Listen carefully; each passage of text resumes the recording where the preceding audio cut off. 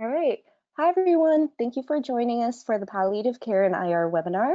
Before we get started, I just wanted to give a quick plug about the Biodesign competition. As you may know, the Biodesign and Innovations Committee hosts an annual biodesign competition where students are challenged to solve problems faced in IR in a collaborative setting with peers and IR mentors. The theme for this year is Palliative Care in IR, which is why we have invited our amazing speakers today to give us a brief overview. Hopefully, this talk will not only serve as a primer for all those interested in IR, but also inspire some aspiring physician entrepreneurs out there to think about how our role as the IR physician can expand in palliative care. You can scan this QR code here for the registration link or visit the SIR RFS Biodesign Competition website for more information. We also want to invite everyone to join our new innovations community on Slack. So we hope that the Slack channel will serve as an avenue for individuals interested in innovation in IR to meet like-minded peers and cultivate a sense of community. So you can also find the link to join the Slack channel right here.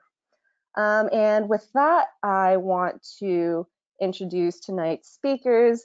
So Dr. Bercu is the Assistant Division Director for the Innovation and Strategy, as well as the Associate PD at Emory. He is a co-director of the Resident Medical Innovation Track and is passionate about innovation, education, and mentorship. Dr. Ben-Moshe is a physician of geriatric medicine and hospice and palliative care, also at Emory. She's also the director of the Aging and Dying module for the medical school.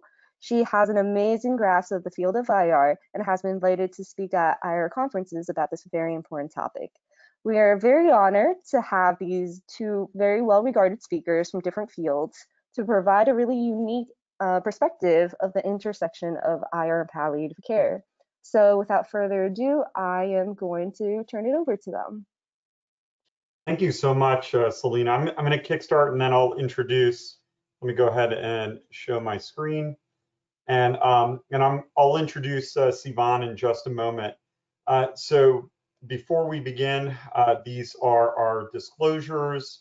My disclosures, none of which are relevant to tonight's talk. There is one disclosure: if you think that we're violating COVID protocol by being unmasked in the same room, we are married to one another.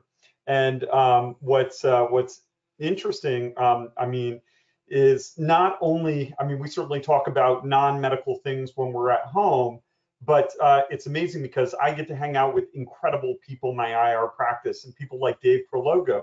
And an amazing story, Dr. Prologo, when we first started having had conversations and he saw my CV, he said, one of the most important things I want to speak with you about is, your wife does geriatrics and palliative care? And I said, yes, she does. And it launched a conversation. And a story I told Dr. Prologo back then was I would ultimately go to a meeting. I tag along as a +1. My name tag will say Mr. Ben-Moshe. And one of the meetings, whether it was the American Academy of Hospice and Palliative Medicine or the Southeastern Geriatric Medical Conference, I actually sort of peeked in at Sivan's talk. And, some of the things that the language that they use, the conversation that they have in palliative care, fundamentally, I said, wow, I can't believe we've never spoken about this before. This fundamentally changes the way I practice as an interventional radiologist. And so part of what you're going to hear is a lot of that conversation from Sivan in just a moment. And we actually had similar conversation just last week at the Southeastern Angiographic Society meeting in Savannah. So with that, without further ado, let me turn it over to Sivan, if you want to go ahead and jump in. I should say the outline: we're going to introduce PalCare. We'll talk about what constitutes palliative care in IR. Where is there an unmet need in this space, looking through the lens of palliative care? And then we'll introduce for some questions and discussions. All right, I'm sorry, a little premature, Sivan. Without further ado. Well, thank you so much for inviting me, and I'm really honored to be here with you all today. I'm not sure you can see my mouse, so I'll just try to explain. Yes, Oh, they can You see. can't, don't worry. okay, great. So the first thing I want to talk to you all about is why does all this really matter? Why does it matter to talk to you about, you know, patients' goals, patients' wishes? And this is taken from Medicare spending.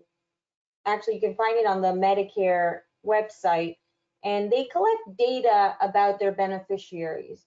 So patients above the age of 65 are, most patients above the age of 65 are eligible for Medicare, which is a government-sponsored healthcare program.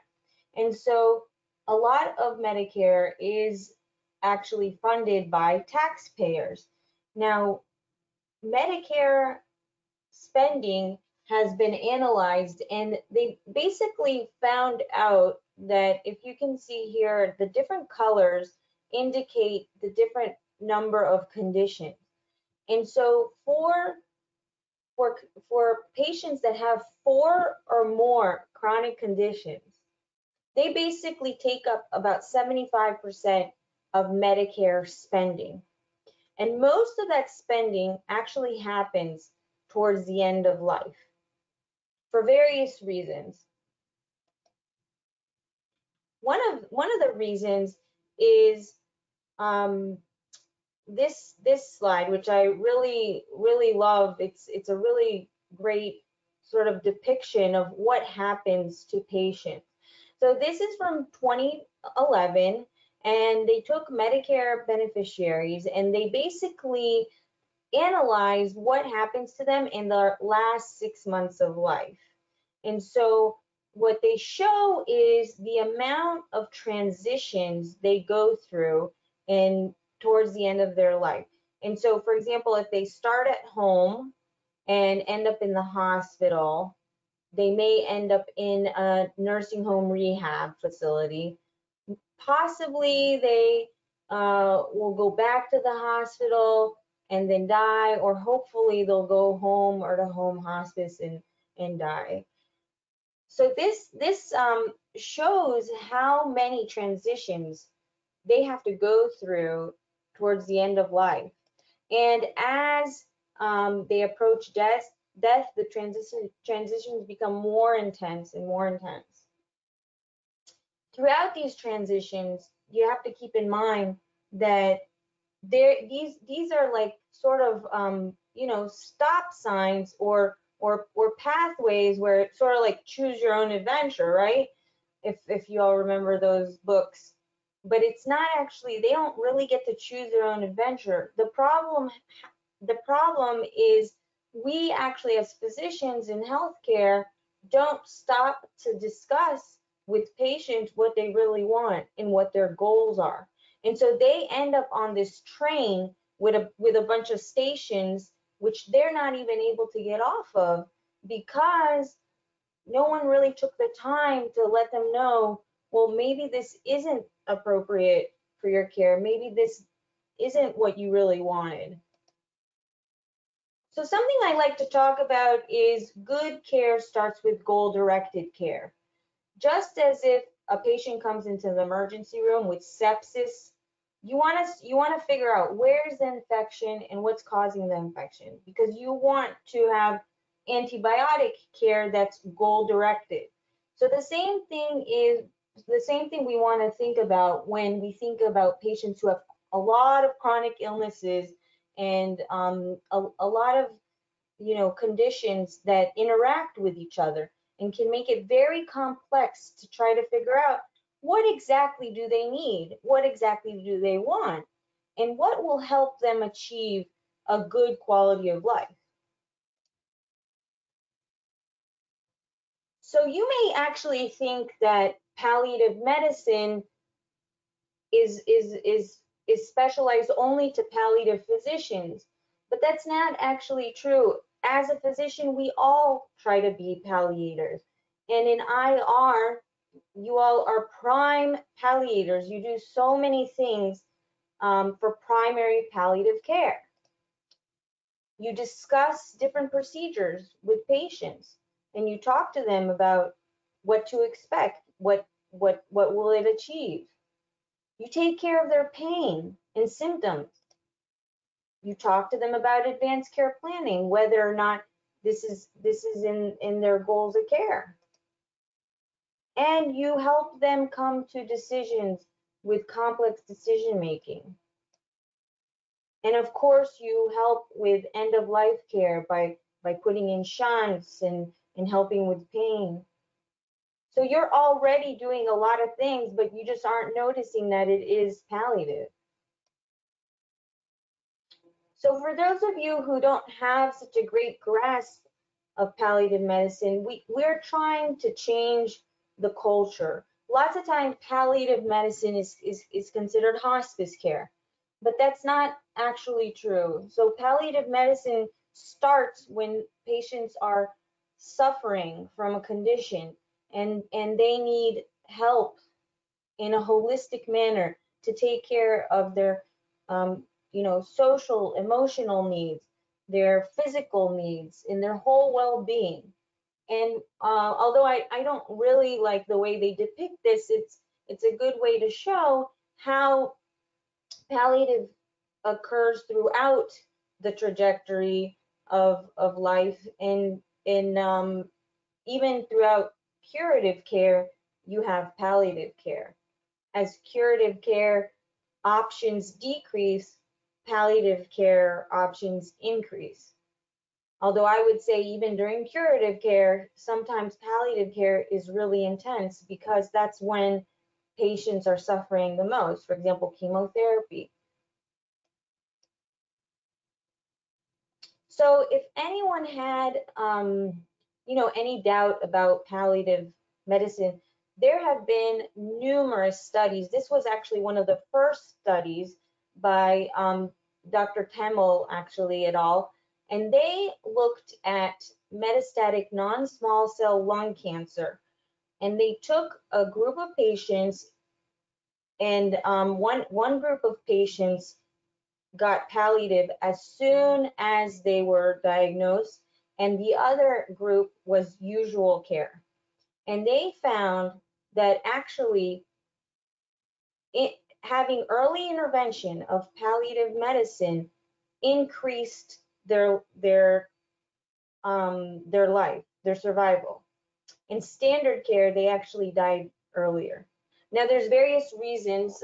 They think maybe because more people are, sort of keeping an eye on the patient. Also, a lot of emotional, social needs are taken care of. So this was actually the first study that showed this. Now they have it for almost every type of cancer. And so palliative care, palliative medicine does improve life. I want to share with you a story about a patient of mine, which we'll just call her Mrs. Smith for right now. So she's an 85-year-old with dementia, and this is a typical story that you'll see a lot of times. She went to the emergency room for a fall, and she had a CAT scan of her abdomen and pelvis, and it showed an incidental mass on the kidney. So her primary care physician, of course, wants to help her out and sends her to urology. And urology says, well, we're not really sure what it is. Best probably for us to biopsy it so that we know what further to do. And so they refer to interventional radiology for a biopsy. The family, though, they're conflicted because they really want to listen to the physicians. They're saying, okay, they really know what we should do. They're guiding us here. But they also know, their mom, and they worry about bleeding, and she sometimes gets agitated, or she may be in pain. They may use some medications that can, have bad side effects for her. So what do you do with a patient like Mrs. Smith? And so when you have these, complicated patients, And they're at those crossroads that I showed you before in the transitions of life. Some of the most helpful language that I found, and I think anybody can use, is especially when even you as a physician aren't completely sure of what you should do. One of the questions is, what is most important in your life? And so if she says, like, most important thing is to, to be around family, to die at home, then you can sort of guide your therapies considering those realities. Another one is, if there was one thing I could try to fix or help make better, what would it be? And this really is a question about aligning expectations. Because sometimes they'll say something that, of course, you can't fix. So what do? Well, you tell them the truth. I wish we could fix that. However, unfortunately, it's not possible. And then you can go on and saying, but we can help you with this and this. Or it could help you understand what they want in terms of help make better. Maybe the procedure you're offering isn't even what they think or expect it will do. So that's the other reason why it's a good question. And then one of my favorite is, what are you hoping for? And this is also important conversation to have, to try and figure out, what are their expectations? What do they hope for in achieving this specific procedure going forward? And one of the best things one of the best questions you can keep in the back pocket for life, for anything, is, one, never assume you know what people are asking, why people are asking. So when people ask you a question, and even if you think you know the answer, it's almost always best to ask, well, why do you ask? Because you may get so many different responses that will help you get a clearer picture of, okay, well maybe, and we get this a lot when patients ask, well, doc, how long do you think I have? Well, why do you ask? So sometimes it's easy. They're like, okay, in 2 weeks I have a wedding that I really want to go to. Oh, of course you'll be able to go to the wedding. Or I'm really worried about the end of life, and do you think I'm gonna be in a lot of pain and suffering? Well, why do you ask? Well, because there's so much fluid in my belly, I'm afraid it's gonna pop. So it's really important. This is a really important question to ask. And then not so helpful language is, if if you don't get this procedure, you may die. Surprise, we're all going to die, of course. So not very helpful language. And I thought you came here so I can fix the problem. We're not plumbers. We're physicians with a heart, and so we want to help the whole person. I'm going to go a little bit faster so that we have time. So Mrs. Smith, basically, she answered some of these questions, and she didn't want to suffer. She wanted to stay at home with her family. She wanted us to fix her by being more mobile, not falling as much. And Dr. Bercu will discuss genicular nerve ablations. The other important aspect that I should talk to you about is the Choosing Wisely campaign. So interventional radiology often gets referrals to put in feeding tubes. And feeding tubes for patients with dementia have not been shown to actually increase quality or quantity of life. So as you can see, you can Google Choosing Wisely feeding tubes and pretty much see this on the website, but it has a lot of complications. People actually do better if you give them comfort feeds and you just feed them with your hand, because once they have that tube in there, they're isolated. Nobody comes to see them, And nursing homes get a lot of money for patients who have feeding tubes. And for the patient themselves and Medicare, feeding tubes can cost a lot of money.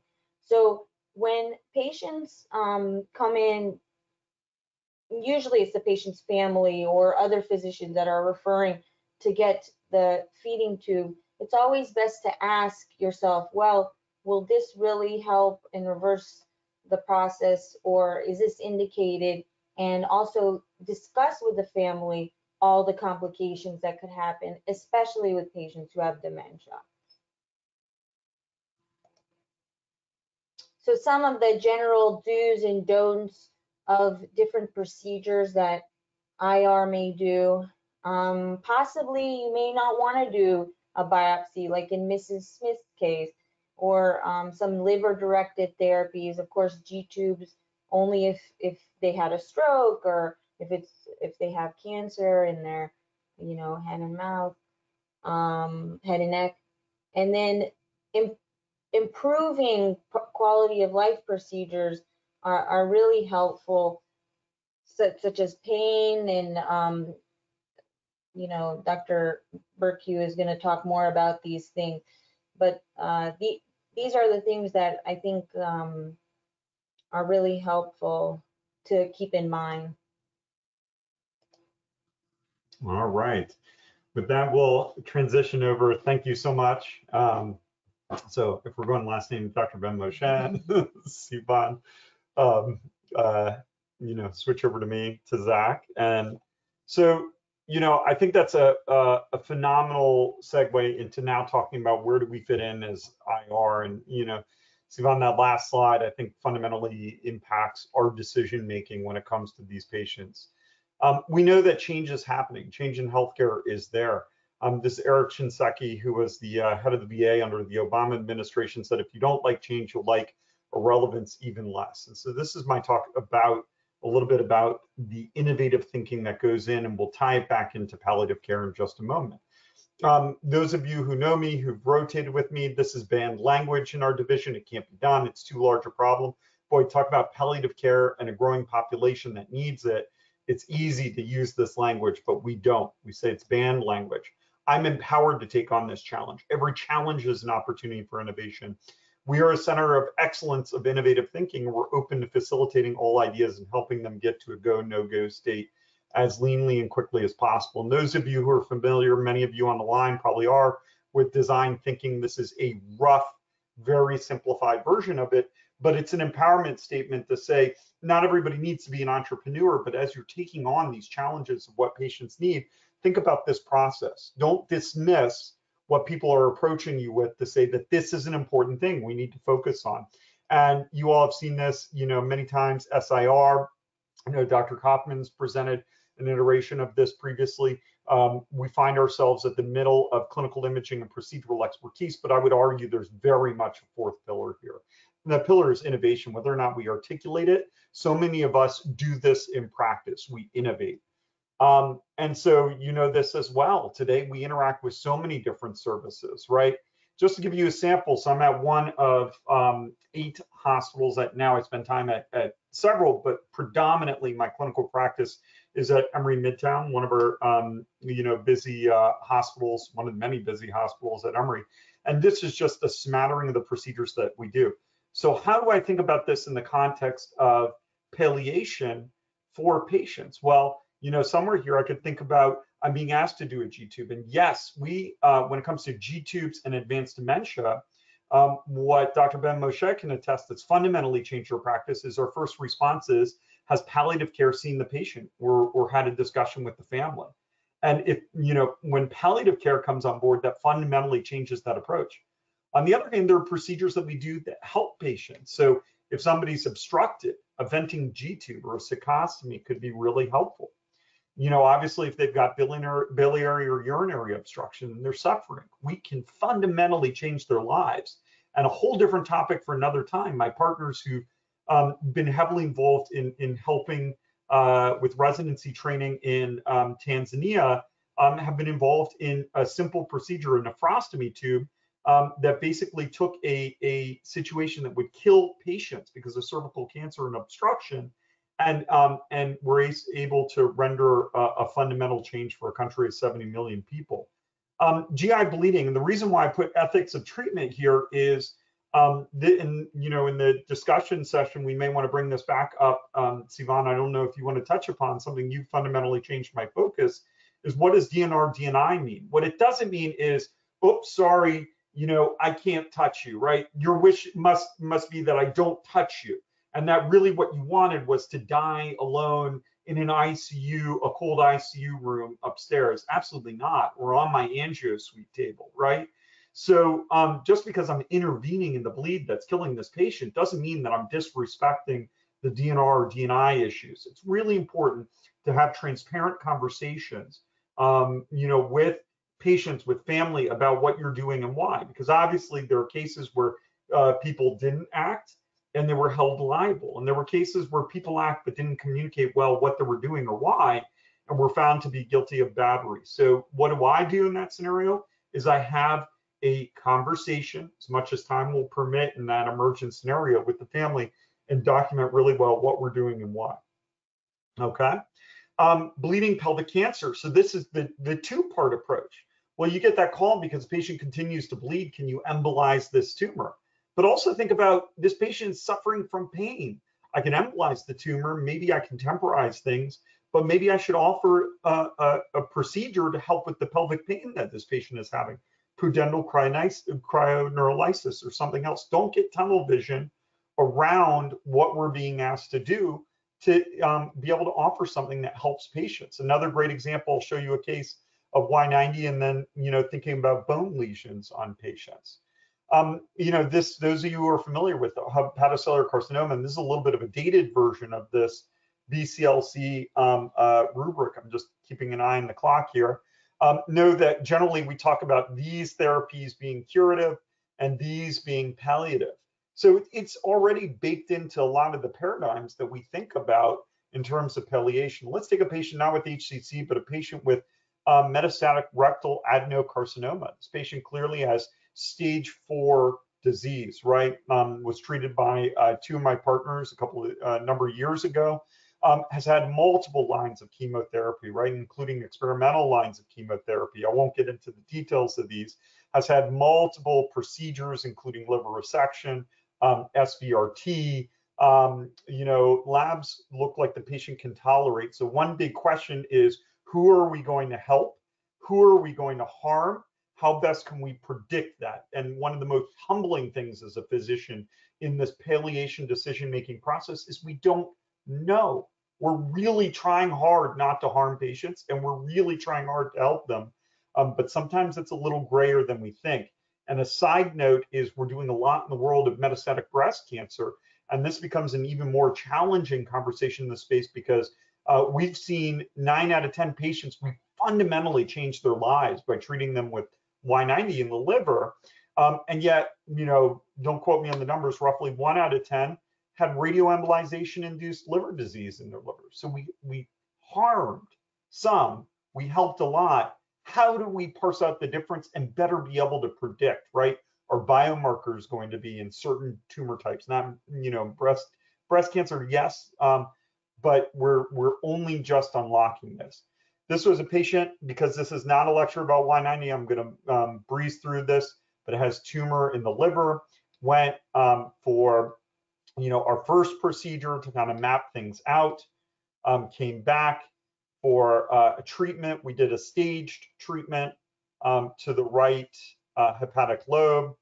By the way, chemo refractory metastatic disease like this in patients under best supportive care could be 4 to 6 months median overall survival. So this patient was treated, had what looked like residual tumor, came back, the tumor board recommended, was treated again. And just so you see, this is a map that gives you a sense of the coverage of the Y90 across the liver. Had a good amount of treatment there. Y90 we really like in the palliative setting because in general, now some patients are symptomatic, they tend to tolerate it very well compared to other therapies. Okay, and now the patient has a much smaller tumor 3 months later. but describes in clinic follow-up, you know what, doc, I've got this sharp pain in my lower back, right? That's what's really bothering me right now.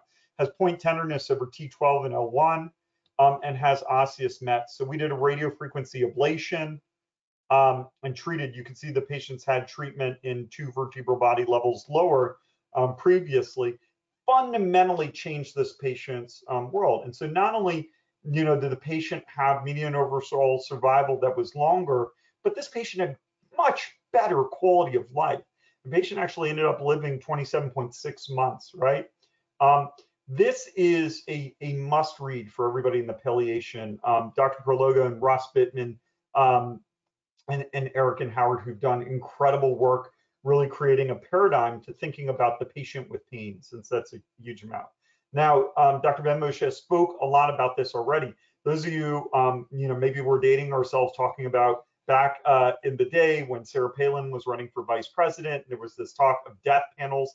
That was all about the goals of care conversation that couldn't be billed for. That somehow there was a thought that when we would introduce an ability to bill for having those goals of care conversation, that Dr. Ben-Moshe does and was told, hey, you only have 14 minutes to see this patient. You got to turn around this room. Stop talking with them about their advanced care directives. You know, that now we can bill for it so that we can have that conversation. The sense was, well, aren't you just creating death panels that are coming through, right? I don't know if you're going to be able to hear this video. I will play it. Hopefully you can hear. This is what I think one of the most realistic shows. Can you hear the audio? You never do any. Sometimes it's just placed more like a horse hospital. Yes.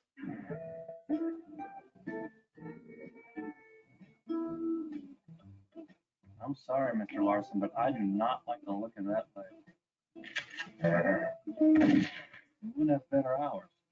So, you know, I tend to say Scrubs is probably one of the most realistic shows compared to my experience. We are not a horse hospital. When you consult palliative care, and it's amazing. I still sometimes hear when I tell somebody that G-tubes and advanced dementia conversation, no, the patient isn't ready for palliative care. You know when a patient is ready? This is something you know, Sivan taught me. The day they're diagnosed with cancer, they're ready to have a palliative care consult, even if it's curative. Excuse me. You know, it is not a horse hospital. We don't bring in palliative care and we're executing patients, right? Now let's talk about pain. Pain is a fundamental problem. Boy, is it a hot topic right now. And we have an opioid epidemic. I mean, this is all over the news right now. And it's impacted everyone in every state in America. And there have been major landmark lawsuits, right? Believe it or not, we in interventional radiology are more likely to prescribe opioids than the average physician. Think about all those patients with liver-directed therapy. It's part of our regimen and paradigms. We've got the highest rates in the Southeast United States. Now, many of those scenarios, it's appropriate, but it's important for us to have this conversation.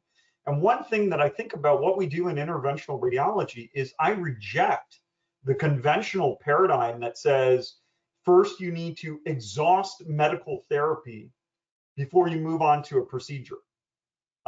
Let us recognize that in image-guided medicine, medical therapies are not benevolent and ultimately benevolent and benign. And image-guided procedures aren't ultimately invasive and really toxic for patients, right? And so we really need to think about the idea of, is the medicine worse than the procedure that we can perform? That we could do a procedure, maintain mental faculties on a patient so that they can interact with their families, they can have that good quality of life, and do a procedure that fundamentally helps them. And so I really recommend that you read Dr. Prologo's paper. The short of it, without stealing too much of his thunder, is really we divide our approach into, is it spinal or non-spinal? Is it neoplastic or non-neoplastic? And that fundamentally impacts. One of the things that we are doing in extremely high volume that Dr. Ben-Moshe alluded to, is even for palliation of osteoarthritis. We're not curing their osteoarthritis in their knee, but every day we have a patient come in that we're ablating their genicular nerves and fundamentally improving their quality of life. We are palliating them on a daily basis, patients who can't get knee replacement, and you know, changing their outcomes. So, you know, when I think about what can we do as innovators, as physician innovators in this space, I tend to think about this in very specific categories. So, you know, what are our challenges that we face in the palliation space? Well, anatomic limitations. You heard me say there are a lot of times when it's clear cut. Here's a patient we're going to help. Here's a patient we're going to hurt. The one we're going to help, do the procedure. The one we're going to hurt, do not do the procedure. But sometimes that's gray. Our therapeutic window. What's our adverse event rate? What's our risk? You know, what does the anatomy allow us to do or not allow us to do? That's part of it. And can we change that equation? And does that change who we help and who we hurt, right? The patient's too sick to come to interventional radiology. You know, it's interesting. Anesthesiologists, our anesthesiologists are very facile working with us. We have a great working relationship. But people who come from other institutions and then come to Emory say, oh, no, we can't do this case in IR. They're too sick. We have to do it in the OR. Where do you think the patients, we respond, where do you think the patients who are too sick for the operating room go, right? But certainly COVID proved that some of those patients were too sick to come down. So do we need innovations that allow us to do this palliation now bedside for patients? You know, we've got ultrasound, we've got portable technologies, right? Radiation exposure to certainly to the people in the room, you know, to the patients, probably for patients who are more end of life. We're not worried about their lymphoma in 20 years, but we are worried about, you know, the people who are in the room who have to deliver this care. Number one source of disability for people in interventional radiology is actually back pain as a result of the lead that we wear to protect ourselves. So can we fundamentally think about differences there? 2D thinking, we still use these sort of flat images and draw lines to say that's what we're going to do when a patient is 3D. Technical skills, we'll jump into this a little bit. I think this is the democratization piece. Portability, I kind of talked about cost prohibition. Lack of data, is it efficacious? Is it actually making a difference? Is it too dangerous? We kind of alluded to that. Variability in practice, and what aren't we considering, right? Just taking a quick look at the clock because I want to make certain we have time for discussion. So, you know, I sort of think about this in 4 boxes: variability of either expertise, capability, or safety. Current imaging technology limitations. So that's that, you know, can we do it with ultrasound? Can we do it with CT? Can we do it with, you know, fluoro obviously being our mainstay? Can we do it with MRI if we happen to have a specialized center doing MR-guided procedures? And even at a specialized center, table time is a scarce resource. Well, how about our current navigational tools and limitations of therapeutics? So let's take an example Dr. Ben-Moshe alluded to. And again, this is something where the conversation right now is still focused on, well, we shouldn't do this procedure. So I'll tell you, this is a 66-year-old male with benign prostatic hyperplasia and severe lower urinary tract symptoms. So those of you who are familiar with prostate artery embolization know where we're going with this. But I reject the notion that we have to exhaust medical therapy to get to this point. Talk about the medications patients are on. There's orthostatic hypotension. A lot of patients, you know, several patients I've seen this week in clinic have told me that they could not tolerate the medications they were tried on, right? And this patient has severe quality of life. And I won't get into the International Prostate Severity Score. This is a patient of mine. It's great. We do these from a transradial approach. You can see this is the anatomy, the right prostatic artery. And even in, I would consider myself pretty decent hands, making that turn is fundamentally challenging, right? I ultimately get to that destination, but this is the big difference. We talk about this a lot in medical robotics. This is the difference between the IR and Emory being able to offer this procedure and then not being able to be offered anywhere else in rural Georgia, right? What does that mean? That I've had patients who've flown across the world to get treated by us, and yet there's somebody who doesn't know that they can benefit from a palliation standpoint in rural Georgia, right? Just because nobody's put it on their radar. Again, a little bit beyond the scope of this talk, the technique that we use, treating the other side, but I'm gonna jump forward. So the variability, when we think about innovation, how we need to address this in terms of palliative therapies, can this particular palliative therapy, whatever we're talking about, X, be offered across the country or around the world? So we talk about Tanzania, we're replicating this in Rwanda, all sorts of different places around the world. What are the operator skills that are needed? You know, how do we democratize this so that it can be offered not just by the super specialized interventional radiologists, but people in rural areas, finding the needle in the haystack, careful technique. What imaging technologies are needed? What's the, you know, how expensive are they? Are they portable, or is it a fixed room? We got to get the patient there. You know, what factors lead to, you know, long procedure times and treatment failures, right? How often do we miss the lesion? You know, a little bit beyond the scope, which is, you know, where do we need to target? And when is an invasive, this is a big one that Dr. Ben-Moshe alluded to, when is it actually indicated to do the procedure? And again, we're reiterating the same points.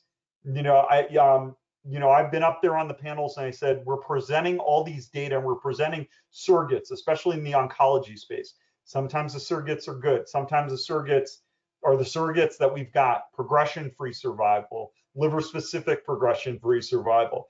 If you're the patient, you're sitting there in clinic, what do you really want to know? Hey, doc, is this going to make me live longer? And if this isn't going to make me live longer, is this going to improve my quality of life? We really need to drive home that point of what we're going to do.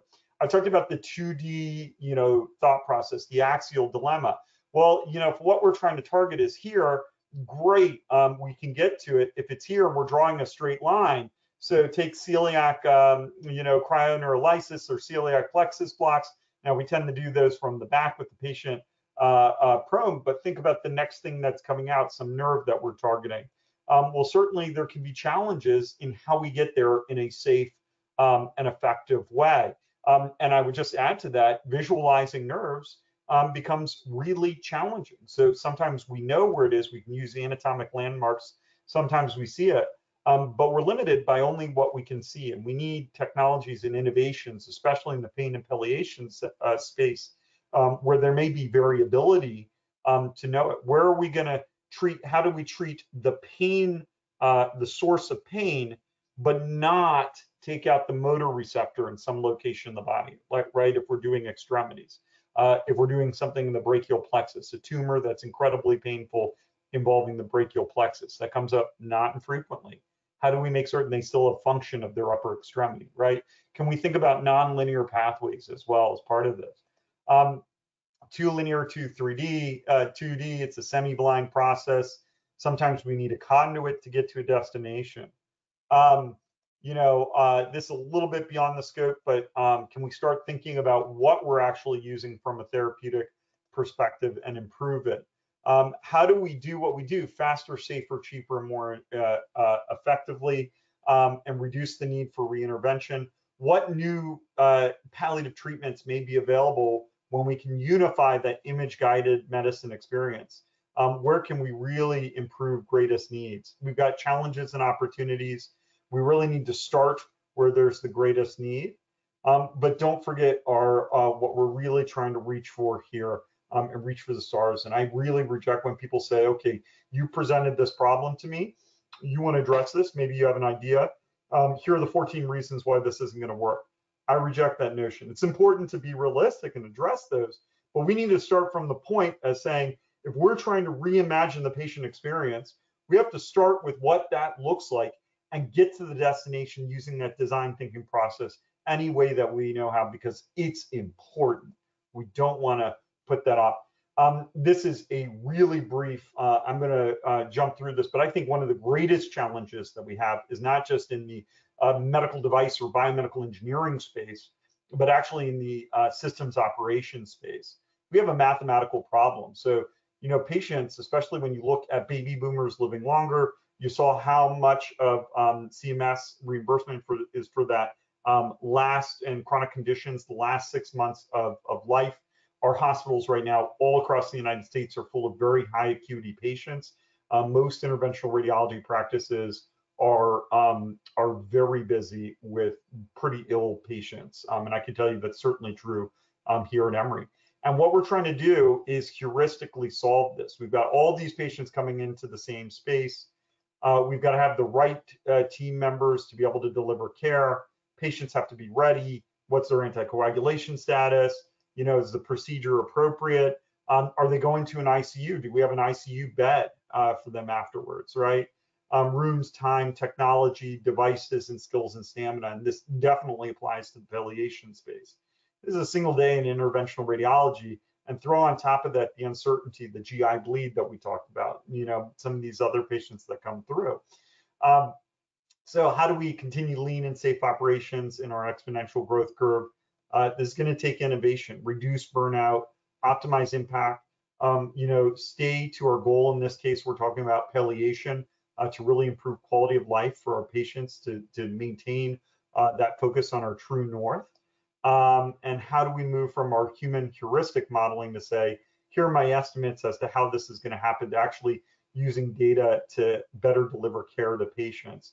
And how do we do some predictalytics? I think obviously I'm getting at AI, machine learning, probably playing a role in the future here.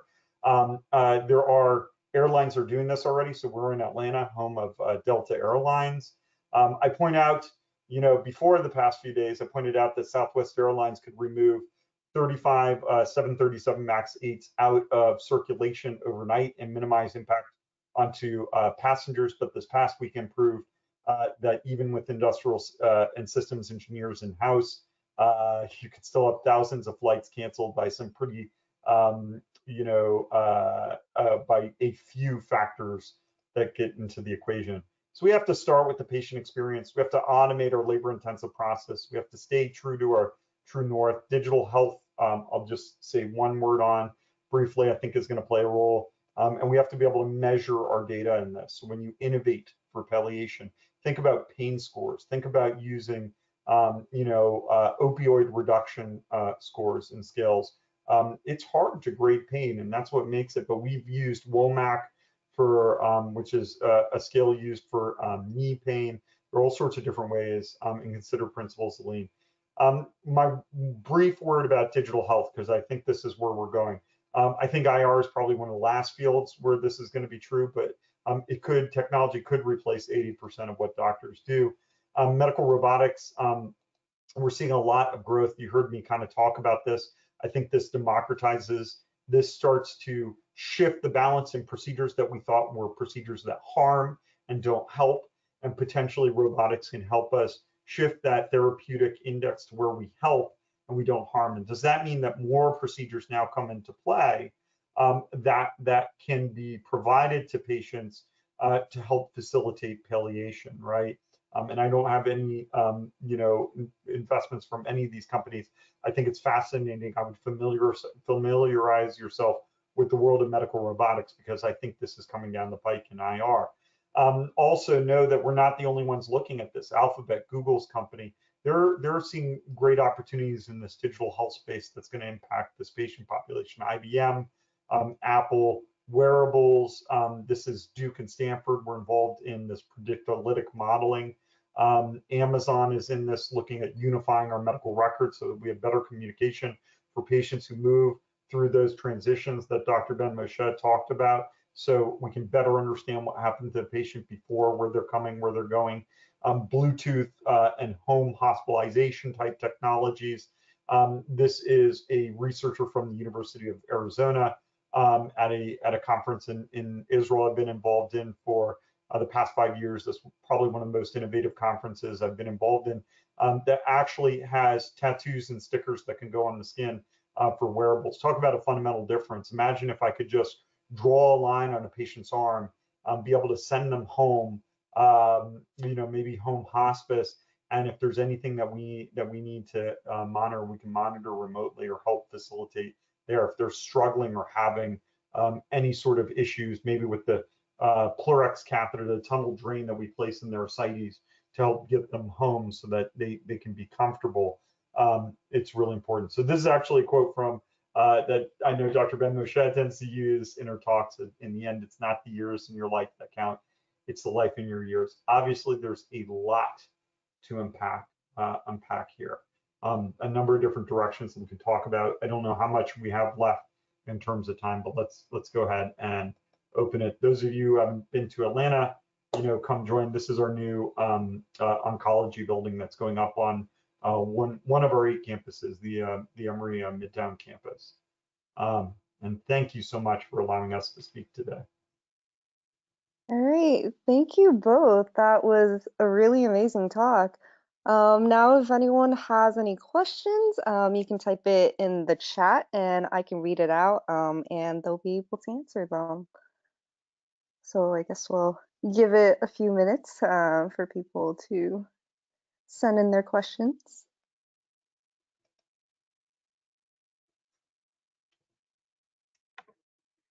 So Celina, we do have a few questions already in the question box. I don't know if you're able to see them. If you're Oh, not, maybe I'm not able to see them. Nothing's in my box. So if you want to go ahead and read it, that would be that's okay. great. Yeah, I can go ahead and read these questions and folks can continue sending them in. So the first question is from Dr. Vatican Cherry. Always great to have Dr. V on a call. And he asks, Hey, is there any, Dr. V, I is know I there can't see or hear you, but it is an honor to have you on the call, no doubt. Agreed. And he asks, is there any level 1 evidence, RCT data, that shows harm, i.e. increased mortality or other surrogates in fast 6/7 dementia? Mm. Yeah. You mean for feeding tubes or?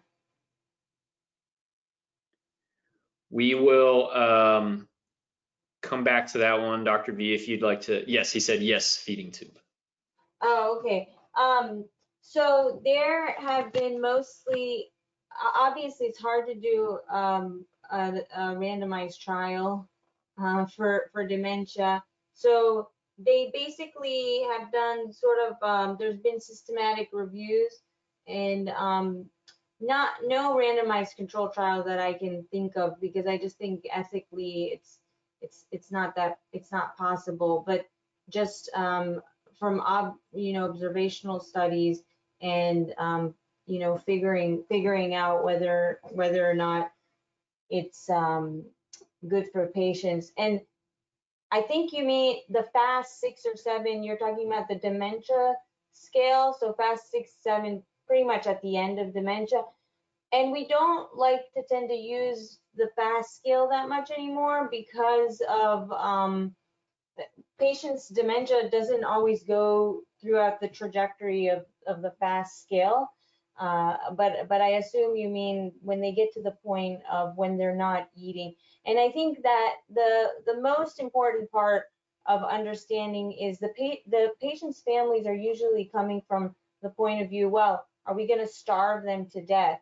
And starving is actually a human sensation of wanting to eat, and so of hunger, and just explaining to them that they are actually not hungry and they don't feel hunger, and by giving them tube feeds, it can cause more harm than good.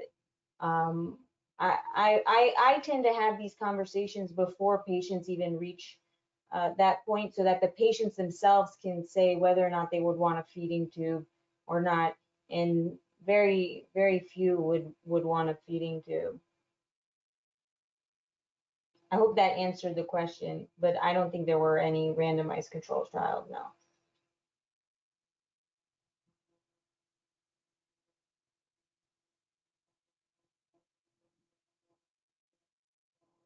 Awesome. Other questions? I don't know, Joji, if that answered your question.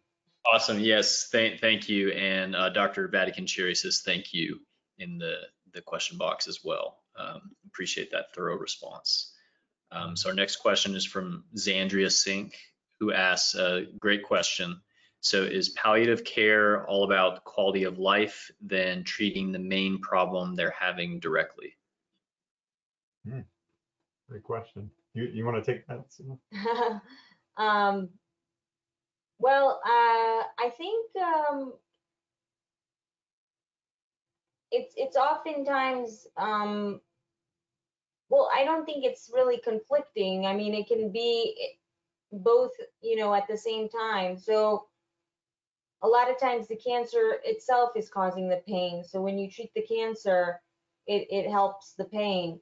So it's very hard to tease out in terms of that question. And I think it's best to sort of look at the patient in a holistic approach and try and figure out what's bothering them. But many times what's bothering us isn't what's bothering them. And so I think that's where the conflict arises. And it's important to gauge. So there's a lot of conditions, for example, high blood pressure. Lots of patients don't feel it, but we tend to worry about it, whereas they worry more about pain. And so we really need to figure out whether we have a discordant condition or a concordant conditions, and see how we can help them the most. So I think that, unless I didn't really understand the question, but that's my answer. You have anything to add? Yeah, and it just struck me. I was thinking philosophically, what is the patient's main problem, right? Is probably the thing that's causing them pain, distress, and suffering, right? But I think you said it so well, and even from a technical perspective, what we've come to understand as we perform things like cryoablation for pain relief of tumors, even if we know we're not going to cure them. I know one thing, my conversation with Dr. Prologo, as this service line has evolved, is we've sort of kind of, for lack of a better way of putting it, go big or go home, right? When you treat that tumor, if you only treat part of it, you actually don't get the pain relief. We really look to treat the whole tumor with cryoablation to see that pain relief. Another great example is if it's in the in the spine. It's true that when we talk about osteoporotic fractures, we want to see that bone edema on MRI. And there's pretty good evidence to support that's what you want to focus on and treat. But when there's a tumor there are a number of different reasons for patients to have pain. It's not only whether or not there's a fracture plane where there's abnormal sliding of bony fragments resulting in edema and pain, but that tumor is a space-occupying mass causing venous hypertension. It's spilling certain interleukins into the blood that's stimulating the adjacent nerves. It's it's potentially expanding the cortex of that bone, which is also causing pain. There are a number of different reasons why tumor in a certain space would cause pain. And so it's true, when you focus on treating that tumor, it does help facilitate pain. Doing a Y90 in the liver may actually help with the abdominal pain. It's not the primary focus. It doesn't always solve it, but it can in certain situations with patients with metastatic disease. So you really have to understand what your indications are. And again, go back to that risk-benefit analysis. Are we going to help this patient, or are we going to hurt this patient? Somebody who has 3-month life expectancy, if I now make them fatigued for the next 6 to 8 weeks from a Y90, maybe that's not the right patient to be treating. So it all depends. Fantastic. Thank you for those answers. Is excellent. Moving to the next question from Ashley Anderson. Ashley asks or says, in my experience, medicine has become so specialized that patients are treated in parts rather than as a whole. As a consequence, they're seemingly seen simply as parts and often don't have procedures, health events, or test results explained in relation to the big picture. Am I simplifying too much by saying that it seems that starting palliative care early in the diagnostic process may be one way to treat patients as a whole? Great question. Yeah, I mean, you're absolutely right. I can't agree more. Patients need to, they need our expertise to help figure it out. And one of the things I tend to do is coordinate care and try to figure it out for them sometimes, because we're almost like translating everything for them. And how is it going to be relevant to them clinically? How is it going to be relevant in terms of their goals of care? And I feel the same sort of distress as you when things are being siloed and different specialists are focused on their different organ. And when I see the patient and I see lots of conflicting medications and lots of different procedures, for example, today I had a patient a very functional 72-year-old, extremely functional, who has severe hip pain. And so she saw orthopedics, and so orthopedics said, well, we tried all conservative measures, let's do a surgery. And she's like, I don't want to do surgery, I just don't want to. For me, when I look at her, I'm like, oh, you should do surgery, you still have quite a long time to live. But she just doesn't want to go through it. And I offered her, you know, nerve ablation by IR. I didn't even know if they could do it, but they, yeah, they do hip. But she was also having trochanteric bursitis, and I'm like, maybe they can also help with that. Let's just send you and get a second opinion. Whenever I try to figure out some kind of pain thing, I send to IR. I'm like, maybe you can figure it out. But she was so happy, and she says to me, well, why didn't ortho? Why didn't they want to, you know, mention it even? And I said, that's not their space. That's not what they're used to. So I think one of the beautiful things about IR, and I think we talk about this a lot, is that you work in so many different spaces with so many different specialists, and that's exactly what we do as well. And so it's interesting, sort of the combination of how you all help patients and how we help patients. But starting with the big picture, which is, what are you hoping for? What do you want to achieve? What will help in your quality of life is much easier to try to direct the care, rather than putting the patient on this train that's not they're not gonna be able to come off the train. Like, I've seen it so many times. And at the end of the day, when patients pass, or, you know, they're really sick, I should have done this, I should have done that, I shouldn't have done this, I shouldn't, nobody told them. So it's really sometimes a shame. Yeah, I think there's a real tendency. I mean, absolutely agree. I don't think it's ill-intentioned by anybody. I think it's really important for us as IRs, you all as students and residents, going into the world, really, you know, internalizing these lessons, and also know when maybe it's important. So I think about a few examples in this space. So let's take the advanced dementia and G-tubes and palliative care conversation. But look what happened during the pandemic. I mean, talk about driving a car when you're after 36 hours of call, you're going to miss the changes in the red, you know, from green light to red light, right? Our attention, psychologically, our attention has a limited ability to focus. I don't blame ICU attendings for trying to figure out how to move the needle forward on their patients when they're so over, you know, really just have so many different things going on right now during the pandemic. And that's why, even before the pandemic, you know, ICUs could be pretty stressful, pretty busy. We recommended palliative care to bring another partner. This is a team approach. This is not just one person. It brings somebody else who has a unique skill set into the conversation to say, let me help. I've got that. I knew the family conversation is going to be complex. Let's all do this together. Let's capitalize on our combined expertise. It's a little bit different from palliation, but I also have sort of two lessons, or a lesson about the dangers of hyperfocuses. I've now had two patients I've taken out, you know, one was 11 years and another was 14-year indwelling filters, and both of them started with the same story. They had they went to another hospital, they had a below the knee DVT, you know, knee jerk. Somebody there said, I need to treat it with anticoagulation. Sent the patient out, didn't follow up. The patient stayed on anticoagulation for, in both cases, 2, 3, 4 years. Patient went for both of them gastric bypass surgery. What did the person say? Well, you're on anticoagulation, so we need to send you to have a filter placed. Not, do you still need to be on anticoagulation? The filter was placed. The patient came off anticoagulation, had gastric bypass surgery. After gastric bypass surgery, they put the patient back on anticoagulation, no conversation around the filter being removed.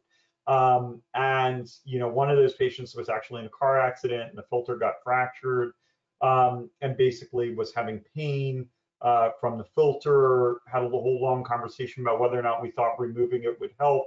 In both patients, you know, we did a risk benefit analysis. We felt that it was safer. We could remove it safely. Removed it. Actually, the patient's pain in that one scenario, talking about palliation, actually got better even though I warned that it might not be. And I think it was because one of the tines was up against the cortex of the vertebral body. But talk about hyper-focus, is all these different specialists were involved in the care of these two patients. And because they were so focused on that moment, that point in time, they missed a bigger picture of what was going on with the patient, probably what should have happened. So, you know, I mean, we talk about this. Every PICC line that comes down, why is the patient getting the PICC line? I mean, granted, we don't want to undermine that PICC line. That fundamentally is just as important to that patient as the Y90 in the next room, right? Or the genicular nerve ablation or whatever else. But at the same time, if that patient's getting a PICC line because they have a non-healing, you know, ulcer for antibiotics, look holistically at the bigger picture to figure out, is there an unmet need? Are these patients going on to amputation when there's, you know, different topic for a different time? But I know Dr. B's on the line, and this is a fundamental teaching point about the importance of clinical interventional radiology. But I think you know, it takes a village. We have to capitalize on the expertise of our partners, certainly our partners in palliative care, to be able to deliver this high-level multi-specialty care, and also ensure we ourselves don't have tunnel vision on when we look at patients and where we can help. And one more thing I wanted to add is, a lot of times, I mean, especially I think medical students, when they come out, they're not as jaded, but they're more attuned to you're more attuned to your heart, and you can feel when something's not right. Like you know, well, something's not, just doesn't fit in this puzzle. I'm paying attention to the attending and everything that's going on, but the family doesn't seem to be on the same page, but the wheels are turning and things are going. But eventually happens when you start doing things because it's just easier to do them. Really, it's just easier to put a G-tube in somebody than actually try and have a conversation. But if you had the conversation once or twice, you could see how easy it is actually to have a conversation. It's more of our fear of having a conversation. But when you go home at night and you start thinking about whether or not you did the right thing or you didn't do the right thing, that's where you start feeling what's called moral injury. And in order, you know, it may take me, for example, a little bit longer to take care of a patient or talk to a patient, but at the end of the day, I go home and I go to sleep without any regrets that I made the patients and the families aware of the risk versus the benefits and everything that has to do with the overall picture. And I spoke to them and I knew what they wanted, and it aligned with what they wanted. And so I feel better doing that. And we get stressed and we just try to, you know, get through, and we're never perfect, of course, but I think it is important to keep that in mind. When something doesn't feel right, probably there's something not right. Thank you both for that. That was amazing. And to one of Dr. Bercu's last points on his answer, Dr. Vatican-Cherry chimed in again in the chat and said, it's imperative that all VIR trainees gather more knowledge about palliative medicine and work closely with our palliative care physician colleagues, which I could not agree more with. And one thing I want to say real quickly, just from my brief career so far, one of the huge values that palliative care docs bring is their ability to look at the entire picture. And so I try to tell my younger residents and med students working with us that in interventional radiology, we need to try to take that broad mindset. And you know, anybody can do a procedure on a patient and kind of churn through things assembly line, but it takes you know, physician's soul and a physician's heart to look at the bigger picture. And I've always found that when palliative care gets involved on a case and is consulted on a patient, they bring that bigger picture view to stuff. So just +1 for always getting things involved earlier on, because a lot of people do have the idea that consulting palliative care means talking about end of life care. which is very far from the truth. Or So they're giving up, and it's absolutely not. I mean, you when you consult palliative, you tell them exactly what the issues involved, and I can assure you most of the time they stay in their lane. They know, like, we're here to help with this issue, and that's what we're gonna do. If they need help along the line, then we'll be back. But that's what we do. absolutely. So we have just a couple more questions here. I just wanted to make sure, are we okay on time? Are y'all okay for a couple more questions? Okay. They're still sleeping, so. Nobody has wandered in through that door over there, so we're in good shape. Great. So the next question pertains to a slide that Dr. Bercu showed later in his talk. This question comes from Ingus Stagus. Apologies if I butchered your name. Asking, why are opioids prescribed more often by interventional radiologists? Is that just a general trend for cancer treatment?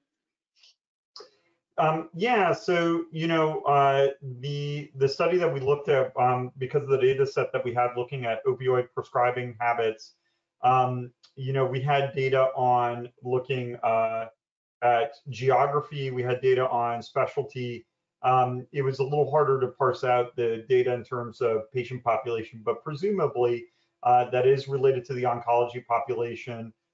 That's related to probably a few things. So oncology and then UFI. So most of the regimens that are used by interventional radiologists out there are involve opioid prescribing in those two settings. And it's still part of my practice because it helps pretty significantly. Actually, one comment that I have is one of my partners convinced me to start doing a superior hypogastric nerve block on every patient for uterine fibroid embolization. Almost every patient. There are a couple of situations I don't perform it in, and it's made a fundamental world of a difference. Again, thinking about the patient experience and how to improve the quality that patients get. But yes, we're up there, and we need to know. When you hear the stories of people who become addicted to opioids, it usually starts with, I was in the hospital for this medical condition. It was prescribed to me, and that sort of started a downward spiral in terms of, becoming addicted to opioids. So I think really my point being, we just need to understand our relationship there. And then again, maybe there's an opportunity, maybe if we start realizing, for instance, that superior hypogastric nerve blocks are quite effective. I think most patients in that scenario with UFI still need some form of opioids to go home, but we can begin to look at the possibility of procedures replacing medications. By the way, one of Sivan's partners, another point to that is opioids, especially in end-of-life care, fundamentally change a patient's ability to interact with their families. And this colleague has been heavily involved in the medical marijuana clinic. Was not a believer beforehand, but saw that one of the things that really came out of it was an ability, pain maintenance, so getting to that level where it's therapeutic enough for patients to help maintain their pain, but now much more cognitively available to be able to interact with family members. And I think there's a role for image-guided medicine in this space with everything we're doing, in a lot of these therapies targeting nerves. And I'll just add that I think one of the issues in general with opioid prescribing is more of a systems issue. For example, a patient has a procedure on a Friday, goes home, nobody wants their colleagues to be bothered on a weekend when somebody's in pain. So let's just give them a script to go home. Not necessarily the patient's going to take the opioids, but it's out there for them if they need. So I think we also sort of need to adjust to that system approach. By the way, opioids in patients who have a BMI greater than 40, you have to assume that the rate of, this is in the anesthesiology literature, the rate of obstructive sleep apnea is exceptionally high, undiagnosed. And I am aware of a couple of events across the country where patients went home with opioids and a BMI greater than 40, and actually had a fatal incident because they could not recover their respiratory function once the obstructive sleep apnea kicked in. So be especially prudent when when we're dealing with patients who are of size in prescribing opioids, and that does impact my decision making in terms of sending patients home, whether it's after UFI or after liver-directed therapy. Thank you. I think there's definitely a lot of opportunity for innovation for IR and opioid sparing therapies. So I hope we'll get to hear some cool ideas down the line on that. So our last question comes from Natalie Williams. This is a great question, pretty broad. What would be some IR applications specifically for hospice patients no longer pursuing curative care and the limitations associated with those? Could this be a space for the bedside IR innovation? I think this is a great question to spark the beginning of this series, but I'll just let you both kind of chime in your thoughts on that. Yeah. Can go I ahead. answer? Yeah, please. I think one of the main issues that come up with hospice patients, or at the end, really at the end of life, is that many of them are in pain, but the families and even them don't want to take pain medications because of the sedation it causes. And one of the questions we even may ask them before they reach that stage is how much sort of pain or suffering are you willing to endure just to stay awake? Because they want them to be fully with them. And so I think there's a lot of ways to possibly help in that realm. And one of the things is that we just sometimes have to keep increasing the medications because they're suffering so much, and different nerve blocks and things like that could really help with nerve ablation. Could, I think, really help these patients. Yeah, I think, the easy answer is like thinking about 4 steps ahead on a patient, right? So one thing that we do very commonly for patients who are heading into hospice is we'll put a tunneled drain of some sort, right? So they have malignant ascites, and we'll put in a tunneled catheter that now they can go to hospice and they can get their own quote unquote paracentesis just by attaching a proprietary piece of equipment, right? We could do that with malignant pleural effusions as well. But it is interesting to see some of the cultural differences across the world. So I'm not aware of many places. I think there are a few in the United States that are starting to look at this, that do primary biliary stenting. So a patient has a cancer that's resulting in biliary obstruction. And in Europe, in a lot of places where they're really looking to move the needle ahead, they know it's for palliation.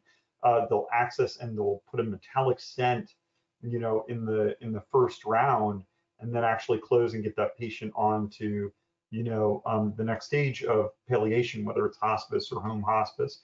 In the U.S., we kind of have that reluctance because I think there's sort of a sense that we're hoping there might be a surgical or a chemotherapeutic, cure, and we're also worried about the potential for cholangitis, that we sort of dial things a little bit more slowly. We do the biliary drain, and then we subsequently decide on a metal stent.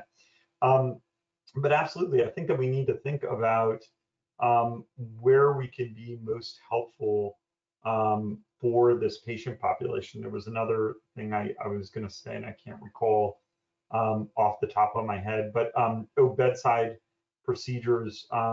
Absolutely. I mean, I think we need to start thinking about the portability of what we do, what we offer. Yes, I remember what it was. So one thing I think we don't think enough about are nephrostomy tubes. Nephrostomies are really uncomfortable for patients. They're in their back. Most of our patients who are have chronic diseases sleep on their back. They're really uncomfortable. And then when they get dislodged, they have to come back to the hospital for replacement. So I think what we need is a paradigm shift and a fundamental different way of thinking. We've looked at this with our Georgia Tech students to look at how to make nephrostomy tubes more comfortable, different ways of handling that.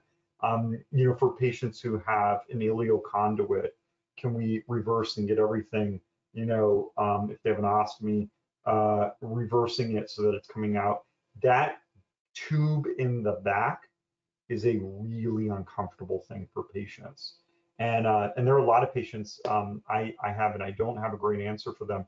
Sometimes I try to do PCNUs and kind of march them towards double J's, but when they have malignancy that's causing that ureteral obstruction, it's really complex because sometimes we have best intentions and we put tubes in patients.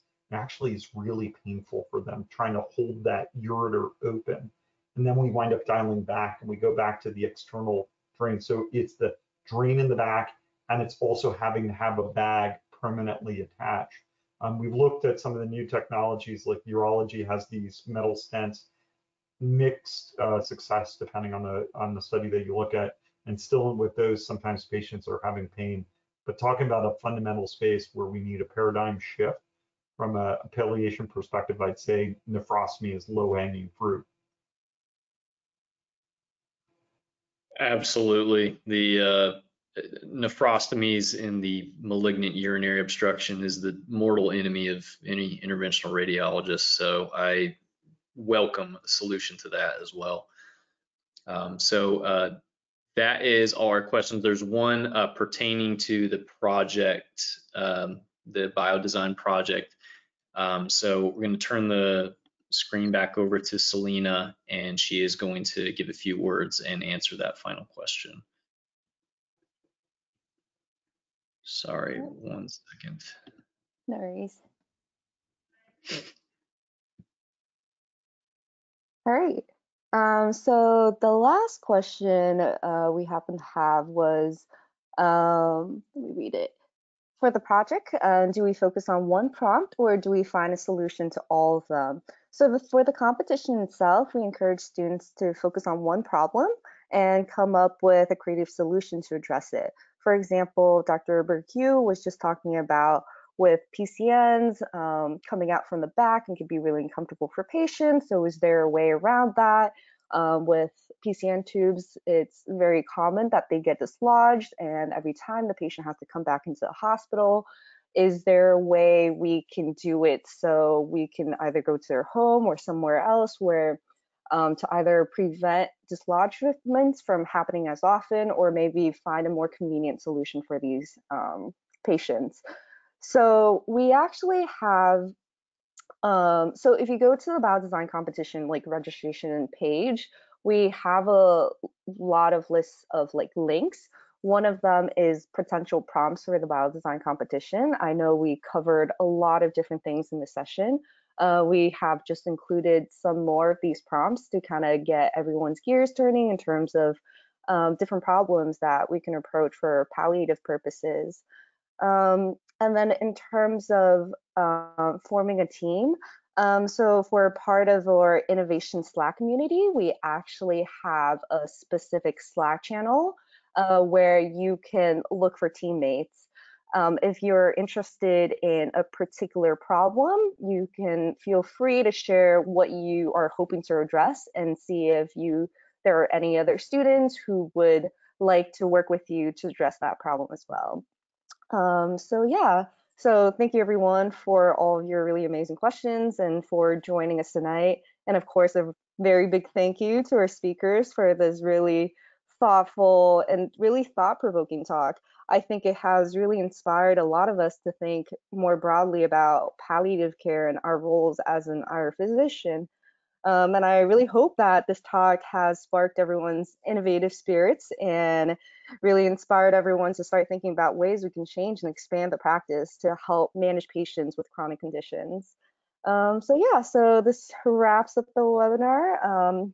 I don't know if anyone has anything else to add. I just agree with that. Thank you both very much. This has been a fantastic webinar, and I look forward to seeing what the students produce. Thank you all so much for having us. It's been an honor. You know, Celina, thank you for all the arrangements. Thank you both for everything you've done. It's inspiring to watch what you all do and see the next steps. Yeah, I'm excited to see what you all come up with. Great, and Yeah. we'll have a webinar posted to YouTube within a few days. Awesome. All right, Great. great. Thank you so much for helping out.